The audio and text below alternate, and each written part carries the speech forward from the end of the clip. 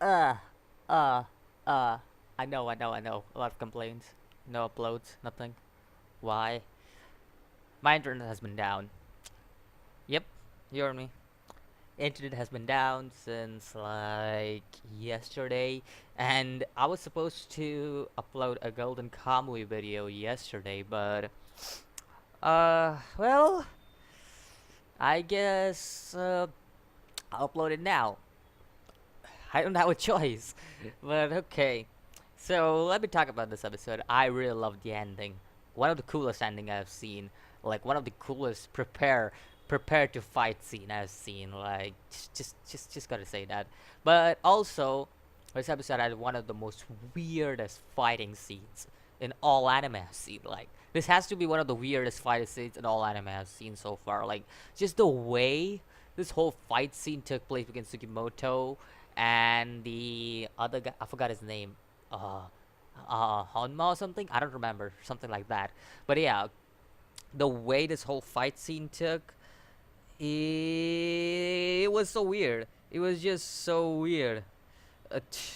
He, I don't know what to say. Like, I don't mean by the old thing, like taking off the veil thing, but the whole thing where Tsukimoto is fighting this guy, and then all of a sudden all of a sudden he gets a boner out of nowhere. It's just I feel very weird here right now. I feel like for some reason I feel like something within me just got a little scratch after seeing that whole fight scene. I just felt like something within me got a scratch, like something really went bad with me when I saw that fight scene. But not talking about much about the fight scene. I also want to say that Surumi was already there by the time like Sugimoto like made it to the area and all that. Surumi is already there, and Surumi was just like scouting out for donations and stuff. It seemed, and he mistakenly found out Sugimoto was there because thanks to the uh Honma guy. I'm just gonna call him Honma because I don't remember the name. So it was something with Edge, Henzo, Honma, whatever his name is. But yeah, the boner guy basically he takes Sugimoto to his boss place, and the boss is well known with Surumi. So basically, the boss pretty much it's just a fire rampage, and we see this Maxim gun come out of nowhere, and this guy's like, I illegally brought this gun. Like, yeah, but the gun is pretty cool. I'll give that gun. Like, it's pretty cool. It is a minigun. It seems like a minigun, but it's pretty cool. I will give that gun. Like the way it damaged all the place. Ooh, pretty cool gun. I don't know if it's a real life gun. Please let me know if anybody knows about guns. But if the Maxim is a real life gun, I'll really like to know. Now, another thing that this happened in this episode is the second half. Now, talking about what happened in the second half is that, uh, pretty much we saw the fight, like the quote unquote 7 division officers come out there, but who weren't working with the 7 division Surumi. Rather, they were on their own. They weren't on the workout, like they were, uh, like they weren't scouting or anything. They just were on their own, and they were working on their own. They weren't working for Surumi.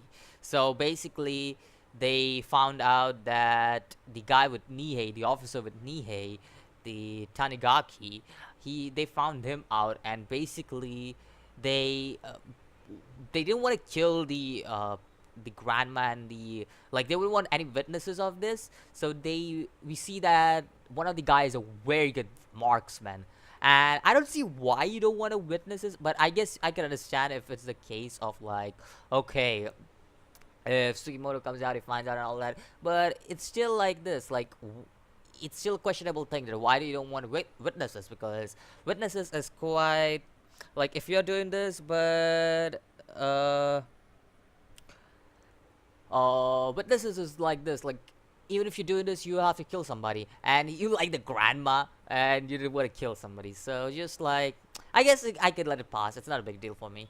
But anyways, moving on, we see at how intelligent this Tanigaki is. Like I like how he's using his intelligence and everything. It's pretty cool to see the way he's doing it. Like he breaks the wall behind the thing, and he just takes on this. And one of the coolest scenes I've seen so far is the Tanigaki preparing the gun. Like, oh my god, I really got the chills. And this has to be one of the coolest scenes I've seen in Golden Kamuy. Just like he readies the gun and everything. He's like, bring it on.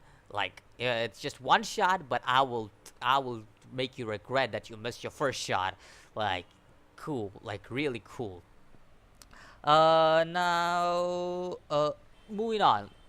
I also want to put out that we get the first confrontation between Sugimoto and the old man. Like, yo, that was one of the most intensifying confrontations in Golden Kamuy. Like, just the way already Shirahashi already knows this man. He knows what kind of man he is, and he's just looking at the has Ashripa. He just holds Ashripa, and he's just looking at him. It's like, no, oh no, he's here, and we see how he's afraid of this man. He's afraid to just let's move this guy, and we see that, and he was one of the most intensifying confrontations in Golden Kamuy that I've seen.